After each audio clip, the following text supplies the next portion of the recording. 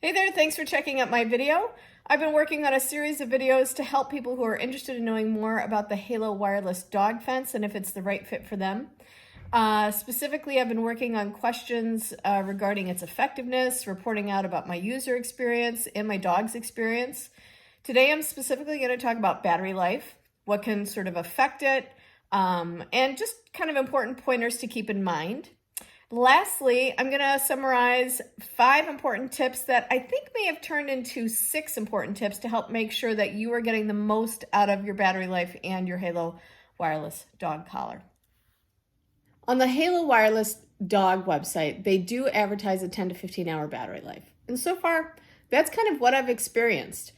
I will specifically say yesterday is a great example. I woke up very early. She was out by 5:30. She actually had her collar on all day yesterday. Put a pin in that because I would not typically do that. It just happened. It wasn't until 5:30 that evening, maybe even around 6 o'clock, that I got a 15% warning and then a little bit later on a 5% warning. So, all in all, what they've advertised thus far has shown itself. But let's talk about what's going to affect your battery life. So there's 2 major factors from what I can read and really understand. Number 1 is its firmware, and number 2 is your app use. So at this point, my collar and the firmware that's associated with my collar is completely up to date, and I can actually check that in the app. It's at version 1.7.01.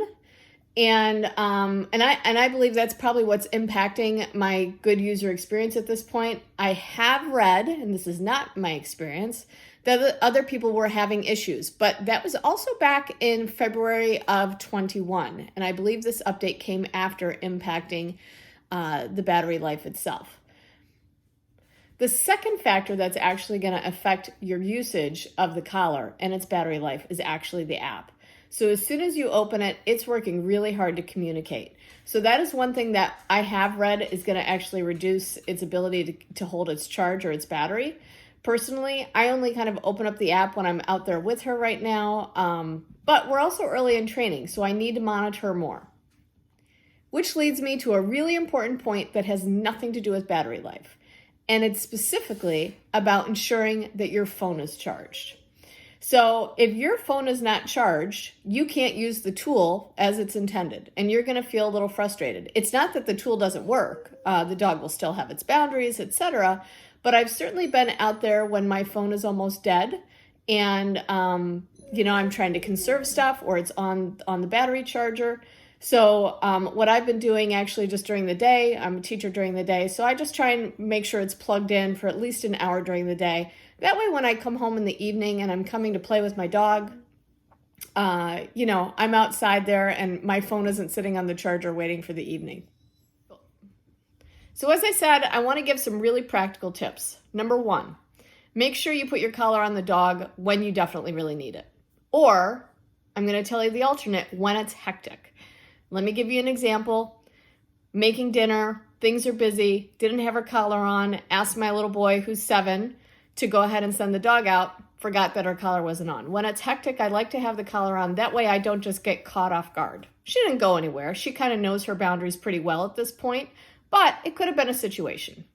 My second tip is that when you bring it in, you can actually just leave it on the table if you know it's going to be a brief amount of time, but you can also just turn it off or actually plug it into the charger.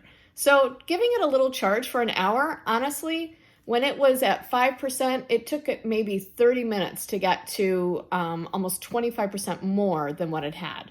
So, charging it once during the day when, she's just resting or relaxing, I think is a good point. All right, number 3, and maybe I don't need to say this, but I need to say it to myself. I need to make sure I put it in a consistent place. Sometimes I forget where I put things down. I found this particularly with wireless collars that I had up at our cottage. I'd put it down in the bedroom where I'd find it, on a table. And suddenly when I needed it, I didn't have it. So putting it in a really consistent place is just helpful for being able to quickly access it, especially if your dog needs to go out. Number 4, make sure that you keep your phone charged. I did talk about that earlier in the video. It definitely makes a difference of being able to use all the tools that are available to you.